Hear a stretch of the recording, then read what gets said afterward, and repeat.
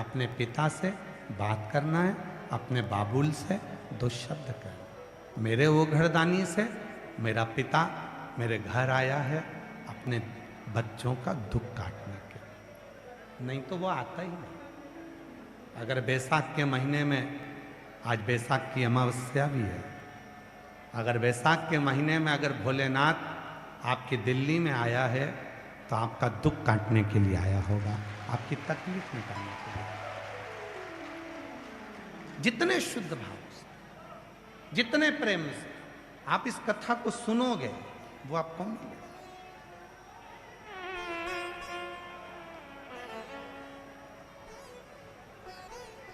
जितने प्रेम से सुन सकते हो, जितने प्रेम आप सुनो। उदाहरण शिव कथा कर, उसके नाम लेने में, उसका गुणगान करने में, उसका स्मरण करने में, उसके मंत्र का जाप करने में क्या नहीं मिल सकता। लोग कहते हैं गुरुजी श्री शिवाय नमस्तुभ्यम केवल दरवाजे पर चिपका दिया, दरवाजे पर लगा दिया, मंत्र का जप कर लिया, उसका लाभ मिलता है। हम कहते क्यों नहीं, क्यों नहीं मिलता।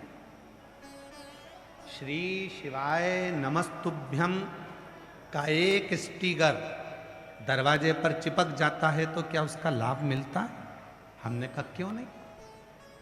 आप लोगों में से कई लोग अपने अपने गांव जाते होंगे, अगर बिहार के रहने वाले होंगे तो कभी छठ पर्व पर जाते होंगे, उत्तर प्रदेश के रहने वाले होंगे तो दीपावली पर जाते होंगे, गोवर्धन पूजन पर जाते होंगे, हरियाणा पंजाब के होंगे तो आप भी अपने अपने गांव जाते होंगे। जो गांव नहीं भी जाता होगा तो कहीं घूमने जाता होगा, घूमने जाता होगा तो रोड के किनारे पर बड़े बड़े पेड़ लगे, उन पेड़ पर सफ़ेद कलर का चूना पुता हुआ। किस किस ने देखा है? हाथ उठाओ जरा। सबने देखा है? बड़े बड़े पेड़ रोड के किनारे पर जंगल में लगे हुए हैं, उन पे सफ़ेद कलर का पट्टा पुता हुआ है, सफ़ेद चूना पुता हुआ है। क्यों पुता है? कि लोगों को समझ में आ जाए कि ये पेड़ पर सफ़ेद चूना पुता है, मतलब ये पेड़ सरकारी है, इसको काटना नहीं है।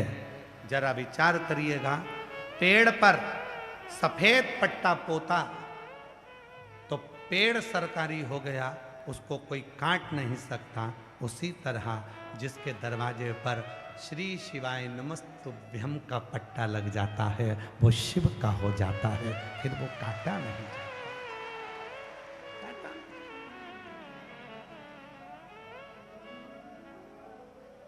फिर वो कट नहीं सकता।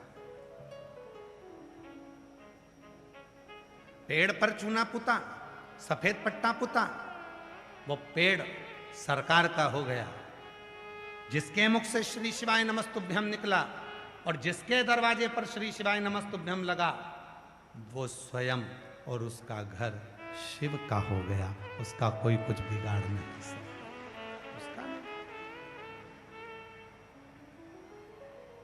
और हम तो बाबा के भरोसे चलते हैं, हम तो बाबा के भरोसे चलते हैं।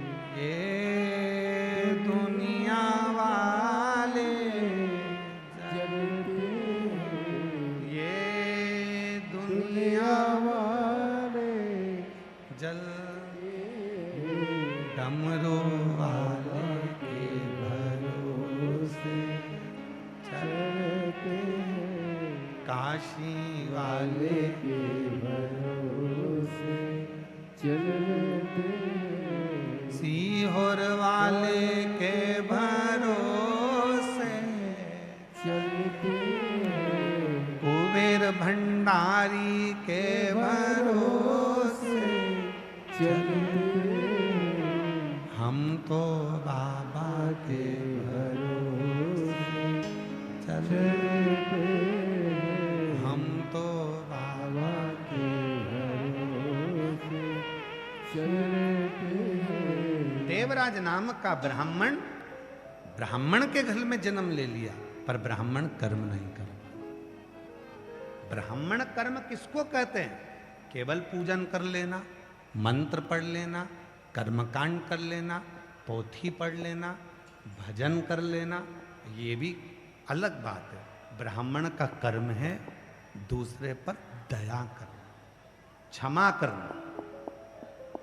कोई लाख गलती कर दे तो भी तुम्हारे भीतर वो भाव होना चाहिए, क्षमा बड़न को चाहिए, छोटे को उत्पात। तुम बड़े हो तो क्षमा करना प्रारंभ करो। क्षमा हो गई, ठीक हो गई, क्षमा करो। शिव पुराण कह रहे, देवराज कभी ब्राह्मण कुल का कर्म नहीं करता, बल्कि उल्टा कर्म करता, झगड़ा करता। ब्राह्मण के घर में लेकर विवाद करना ये ठीक नहीं। ब्राह्मण का सबसे बड़ा कर्तव्य होता है, ध्यान देना जरा। पिताजी ने कहा परशुराम भगवान से, तेरी माता का शीश काट दे और तेरे भाइयों का शीश काट दे। परशुराम भगवान के भाइयों से कहा था, उन्होंने शीश नहीं काटा। परशुराम जी से कहा, तेरी माता का शीश काट, तेरे भाइयों का शीश काट दे। पिता का कहना माना, पिता प्रसन्न होगा। देखिए अब ब्राह्मण का कर्म, एक क्षण क्रोध आ भी गया तो दया कितनी बड़ी होती है वो देखिए। क्रोध आया, शीश काटा, पिता का कहना माना। अब पिताजी ने कहा, मैं खुश हो गया हूं तुझ पे, तूने मेरा कहना माना, मांग तुझे क्या चाहिए। परशुराम भगवान जी ने कहा, मेरी माता को और मेरे भाइयों को जीवित कर दो, इससे ज्यादा कुछ नहीं चाहिए, इससे ज्यादा कुछ नहीं। जिसके अंदर दया का भाव है, जिसके अंदर क्षमा का भाव, जिसके अंदर समर्पण का भाव, जिसके अंदर प्रेम का भाव, वही श्रेष्ठ माना जाता है।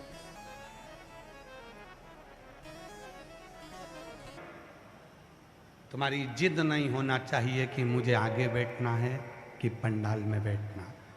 अपना छाता, अपना खुद का टेंट मतलब छाता, पानी की 2 बाटल, बिछाने का आसन साथ लेकर चलो। जहाँ जगह मिल जाए, कानों में आवाज आ जाए, वहाँ बैठो। आरती जैसे ही हो, आरती के बाद भूमि की रज को नमन कर कर, प्रार्थना कर कर, अपने मन से कहकर, आरती के बाद बाबा को अपने दिल की बात कहकर फिर जाओ। और ये विश्वास कर कर जाना कि 3 महीने में मेरा पत्र कहीं ना कहीं व्यासपीठ पर पहुंचना चाहिए। 3 एक विश्वास दृढ़।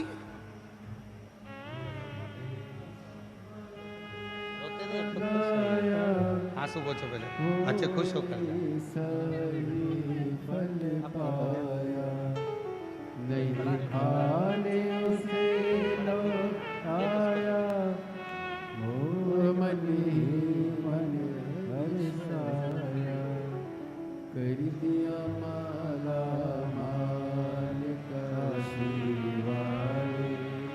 कई सालों तक बेटे का इलाज चलता रहा, डॉक्टर ऑपरेशन का कहते रहे, पर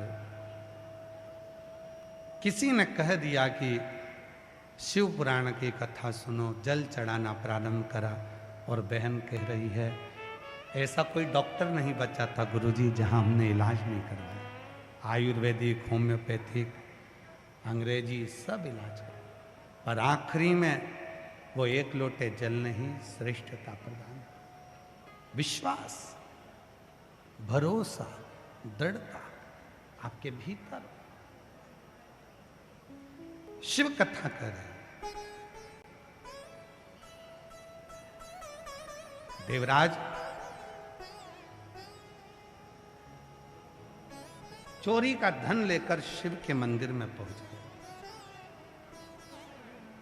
शरीर में ताप था, बुखार आ रहा था शरीर को,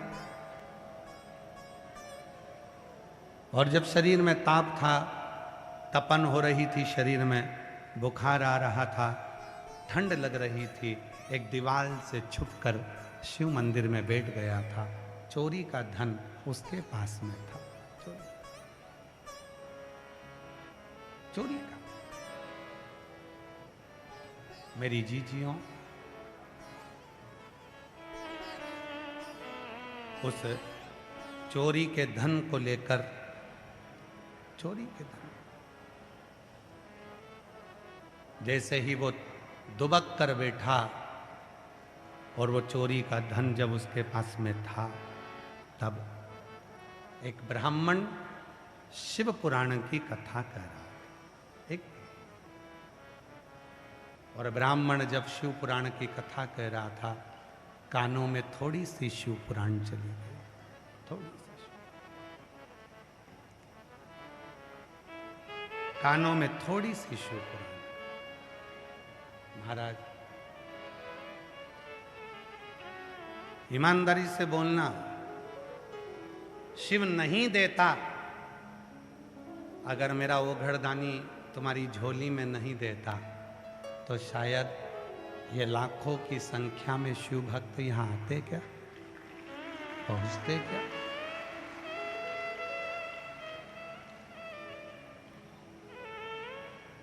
लाखों की संख्या में शंकर भगवान के भक्त यहां पहुंचते।